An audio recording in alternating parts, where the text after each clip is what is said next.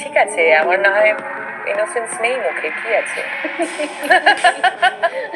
আচ্ছা, একটি ইন্টারভিউতে দেব বলে যদি সে এখন ধূমকেতু ছবিটা বানাতো তাহলে শুভশ্রীকে হয়তো মেইন ক্যারেক্টারে নয় পার্শ্ব চরিত্রে রাখতো, কারণ শুভশ্রীর মুখ থেকে নাকি এখন ইনোসেন্স ভাবটা হারিয়ে গেছে।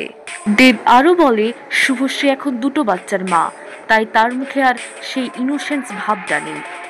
এবার একটি ইন্টারভিউতে শুভশ্রীকে জিজ্ঞেস করা হয় দেব শুভশ্রীকে আবার কবে একসাথে ছবি করতে দেখা যাবে। তখন শুভশ্রী বলে প্রডিউসার ডিরেক্টররা যদি আমাকে আর দেবকে নিয়ে কোনো ছবি ভাবে তবে আমার তা করতে কোনো অসুবিধা নেই। আমার না হয় মুখ থেকে ইনোসেন্স ভাবটা হারিয়ে গেছে, তাতে আর কি করা যাবে। তো দর্শক বন্ধু, এই প্রসঙ্গে আপনার কি মতামত কমেন্টে জানাতে ভুলবেন না। চ্যানেলে নতুন হলে সাবস্ক্রাইব করে যুক্ত থাকবেন।